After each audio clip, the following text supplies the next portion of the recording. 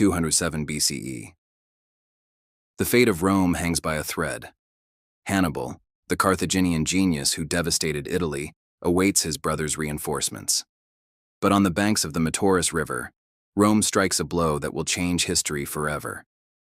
When Hannibal swept through central Italy in 218 BCE, he delivered crushing blows at the Trebia, Lake Trasimene, and Cannae. The last two defeats were so catastrophic that the combined losses of the Roman legions fighting Hannibal exceeded 30,000 men. It looked like it was only a question of time before Rome fell. But Hannibal's plan hinged on getting reinforcements from his brother Hasdrubal, marching across northern Italy to join him with an army of 40,000 men. If the brothers united, the Roman Republic could collapse. So two consular armies were dispatched to intercept Hasdrubal. One was given to Gaius Claudius Nero, who would later become famous for defeating Hannibal in Spain, and the other was given to Marcus Livius Salinator. Together their task was simple: stop Hannibal's brother. In late 217 BCE, Nero made a daring decision. Hannibal was in southern Italy, near the city of Tarentum, so Nero left most of his army there to watch him. Then he secretly led a picked force of 20,000 elite legionaries north to intercept Hasdrubal. Now, according to Livy, in 6 days they covered more than 250 miles, an astonishing forced march that would catch Hasdrubal by surprise. But the Carthaginians were well aware of Nero's reputation as a brilliant military commander, so Hasdrubal wasn't caught unawares. In fact, he beat Nero to the punch, reaching the Metaurus River first and attempting to cross it with his 40,000-foot soldiers and 10,000 horsemen. The Metaurus was a wide, deep river, so the Carthaginians used boats to ferry their troops across. But the Romans were waiting for them on the far bank, and soon the two armies faced each other. Hasdrubal wanted to fight immediately, but his cavalry commander, Mago, urged caution. Hasdrubal agreed and spent 2 days scouting the area for a suitable crossing site. But his guides were either bribed by the Carthaginians or simply didn't know the territory, because eventually they brought his army to a narrow gorge with steep cliffs on both sides.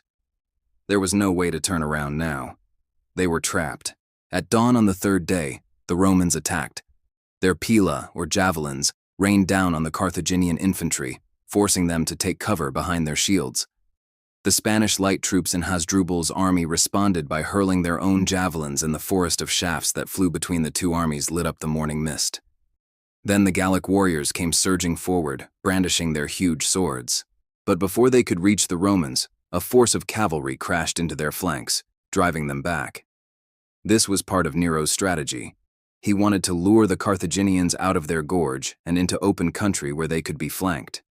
And while all this was going on, another Roman force advanced behind the infantry, swinging their swords over their heads and shouting, "Strike me down, but don't stand by while I am struck." They broke through the center of the Carthaginian lines and then turned to face the enemy. Now, confusion reigned.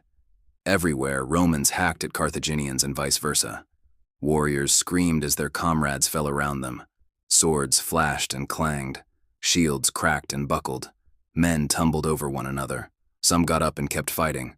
Others lay on the ground forever. Finally, the Gallic warriors regrouped and renewed their attack. This time they smashed straight into Nero's cavalry, knocking them off their horses and sending them fleeing. It looked like Nero's plan was failing, but it wasn't. Meanwhile, Hasdrubal watched the battle from the bank of the river. His heart sank as he saw his cavalry routed. He knew his army would be defeated unless he did something drastic. So he rallied the infantry and personally led them in a massive charge, driving the Romans back in disarray. But that's when he noticed something.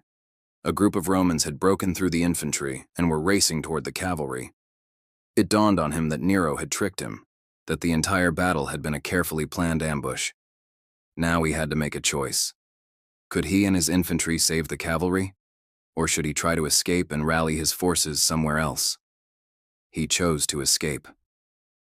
Ordering his cavalry to regroup and reform, he led his infantry in a desperate flight.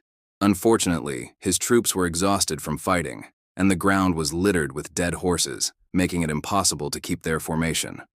Soon the entire army was nothing but a mob of panicking soldiers. And then Nero struck again. The Romans pursuing Hasdrubal came upon a small hill. They halted, reformed, and waited. An hour passed, then another. Finally, a shout erupted from the Romans, and they charged down the hill, cutting the Carthaginians to pieces.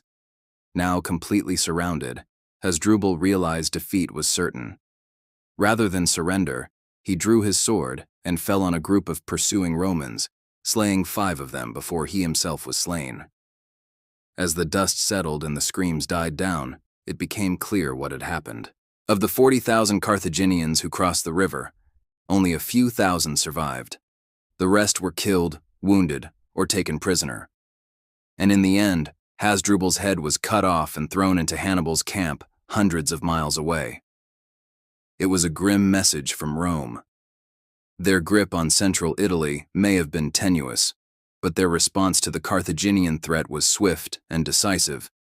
The dream of a Carthaginian victory in Italy was over. With the Battle of the Metaurus, Rome took control of the war in the western Mediterranean. Hannibal remained in Italy for another 4 years, but his chance to destroy Rome had passed.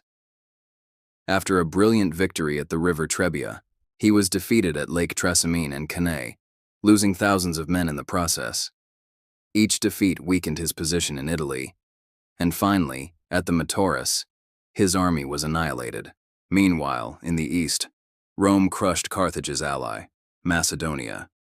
And in Spain, the Romans achieved a decisive victory at the Battle of Ilipa. The war was not over yet.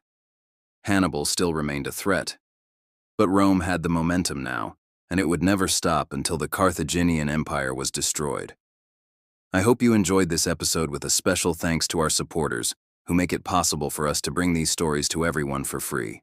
To learn how you can support us and all the great perks we have to say thank you, please check the links below. And don't forget to subscribe so you never miss an episode. Thanks for watching.